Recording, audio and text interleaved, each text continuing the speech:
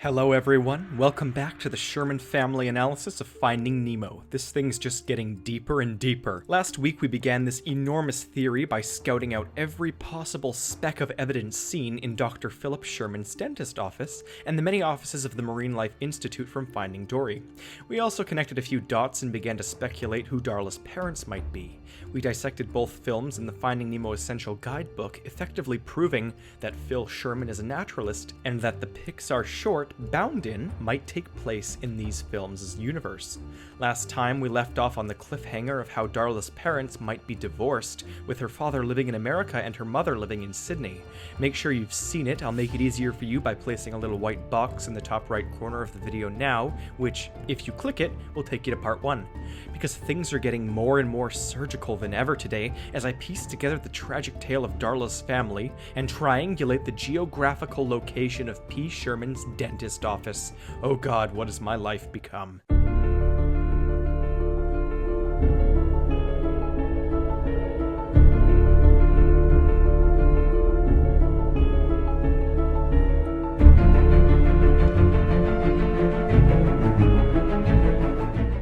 Hello, I'm the Theorizer, and welcome if you're new, but also, I'm sorry for the depth I'm about to go into this. No sane person could willingly do this for fun, but luckily this is my job. So before we meticulously string together our list of obscure details, we should get to the most major but random detail out of the way first. The physical location of Philip Sherman's dentist office. You might think this is an abject impossibility. It's fictional. Well, luckily for us, Sydney is not. And nor is the very intentional detail Pixar claims to put in their films. These claims are entirely true. Their films are some of the most accurate pieces of work I've ever seen, aside from some little things I'll mention in a minute. Pixar very accurately portrays the famous Sydney Harbor. They have the Sydney Tower, the Opera House, and the enormous bridge. They have ferries seen going into the terminal. So accurate. So using the sheer angle of which the window looks out to these three primary structures, we can pinpoint the geographical coordinates in which Sherman practices dentistry. You may have seen the online viral images of a Sydney dentist that is named P. Sherman. BuzzFeed, being the equally elaborate people they often are, actually went out there looking back in 2015 and confirmed that this is a location you cannot go to. A fake, presumably. Now here I was, hoping I could identify the location truthfully through the reflection on the road of the door glass, but despite my clear madness, I'm not the kind of person to waste time. Sort of. But what BuzzFeed did was they just went and found a random dentist in Sydney. They never even gave the direct address, but after I pinpointed the exact location they took this picture from the phone numbers on the building's window, I realized that they too fraudulently claimed this like they often do. Simply turning around to the other side of the street will show that there is no water directly there, which was the essential crux of Gil's Mission Impossible plan to escape. No, you need exact viewpoints to find this place, which we get in film 1. Now, I'm physically lazier than the colossal corporation of BuzzFeed, but I've never set foot in Sydney, so Australians, correct me if I'm wrong, but Google Maps is my friend today. And thank God for their needlessly elaborate plan to photograph every street on the planet. Hold up. How can I, of all people, complain about something being needlessly elaborate? Like that, I guess.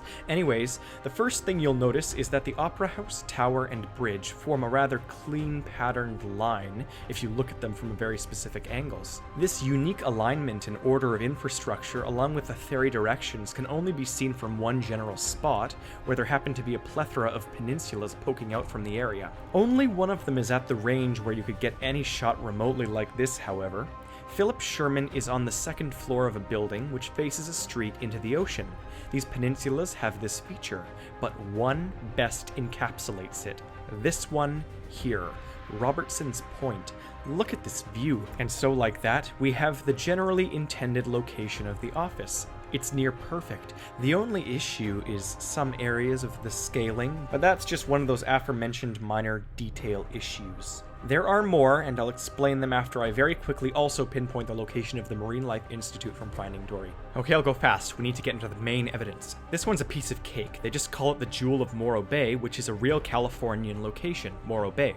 But when Dory hijacks the Cleveland transport truck, they drive past several real street signs, calling out such places as Gilman Street. This and several other streets called out here are actually spots in Berkeley, California that all connect. I even saw San Pablo Avenue, which I think I remember from The Incredibles. All this proves is that Pixar can be messy with their details. They want you to solve things, they've been open about it, but the problem with anything ever like this is people not knowing what is analyzable or intended and what is not. These streets are Easter eggs. Morro Bay is not in Berkeley. The whole theme of California in this film gives off the feel of San Francisco, which just makes me want to tie in Toy Story Inside Out and Up again, but as I said, we'll stick here for now. It's easy to pinpoint just Morro Bay. That's it. But I'm detailing all of this because we're about to head into territory where these confusions become problematic. If you remember my videos on Megamind, I ended up ripping the plot holes so far that the logic became unrealistic. This is a problem for me, and I almost did it with this upcoming, because Pixar could either be pulling the most elaborate story in history, or they could be selectively lazy. Because this crucial detail either proves the year Finding Nemo takes place, or it does something far worse. As you'll remember from the last video, I said the only video I really watched while doing my analysis was the one by fellow Theory channel Super Carlin Brothers. They noticed the calendar on Philip's wall.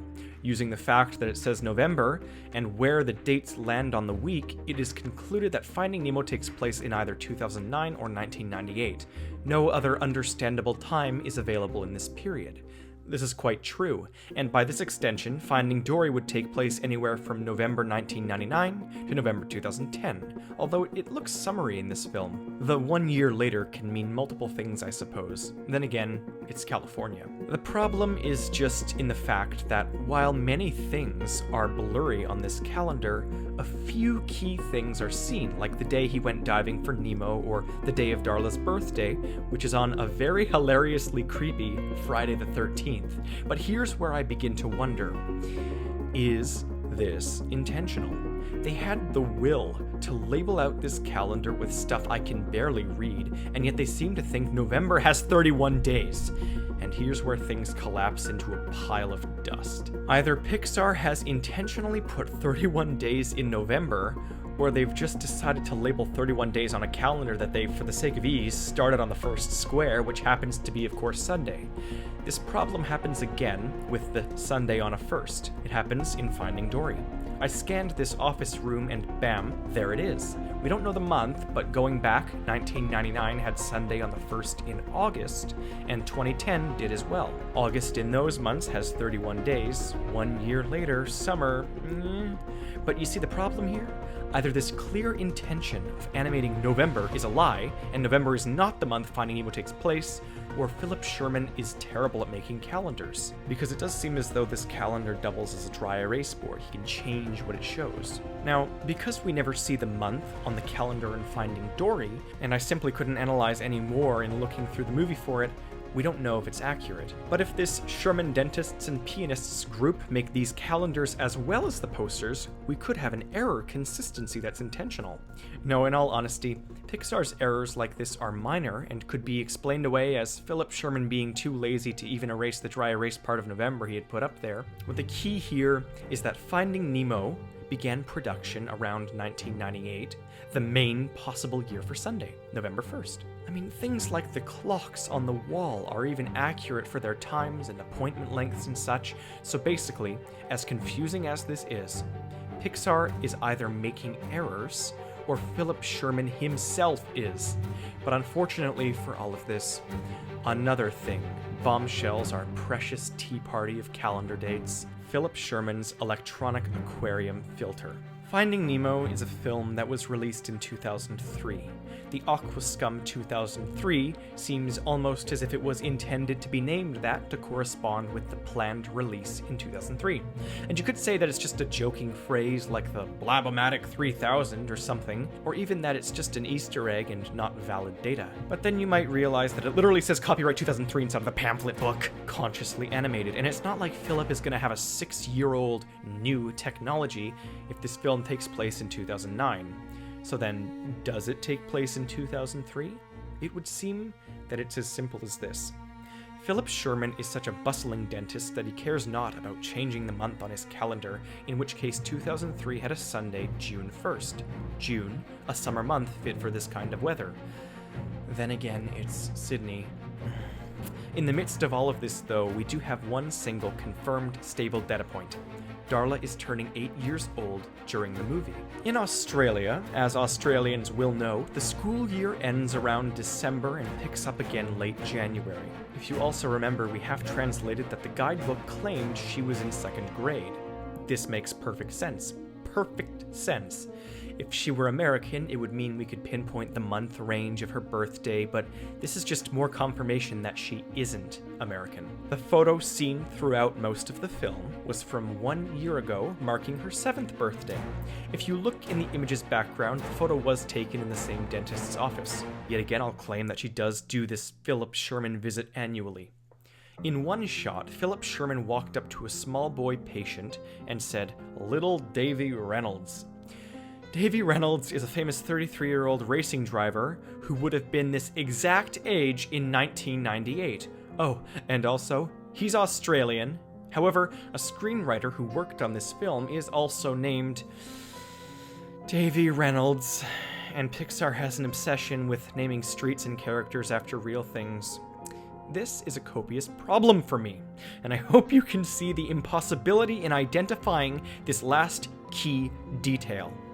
Best I can understand is that it does take place in some time around 1998 to 2003, the film's production. But all of these final and huge details are leading to an end purpose. You see, these details all caught other things in my eye when viewing them. The big picture. Sure, Darla's photo is seen in the Marine Life Institute, but we also get to see the very two people who work in that office. I think the Sherman family studies fish intelligence, and I think the incredibly bizarre, hyper-meta in-universe character of Sigourney Weaver, voiced by none other than the real Sigourney Weaver, is a key in this all. I would say she's Darla's mother if I didn't already claim her to be Australian. We see more people in Philip's office, and I'm going to genetically peg all of them. And you can feel it, but unfortunately, you're right. This is all going to have to be pushed into next week or the week after, obviously, though, for the final time. I'm literally theorizing on part 3 as I write this video, and people on my Twitter knew this was going to happen. This 3-parter was supposed to be collectively an hour long in the end. Let's see if I'm able to compress it enough, because it needs that. Sherman's receptionist Barbara is a key player in all of this too. The humans of Finding Nemo have a mass conspiracy going on, and I'm gonna solve it. So I can't stress this enough. If you're new to all of this, click the subscribe button below the big red one. I assume you know what it does, but if you're an old person new to YouTube, it will, at zero cost to you, allow you to be shown when the final video on Darla's family is released in the coming week or two. Maybe I'll even get it out early, so you could also click the little bell next to subscribe if you want to actually be notified the second it's released. In the outro, you might see a link to the new video if you've just watched this video weeks after I've uploaded it, because then of course it would mean that part 3 is already out. You'll also see a link to the new Theorizer merch, which is so crappy but cool. Check it out if you're into weird clothing or just intriguing clothing. I'm so excited to reveal the twisting plot of Unraveled next week, and until then, I'm the Theorizer.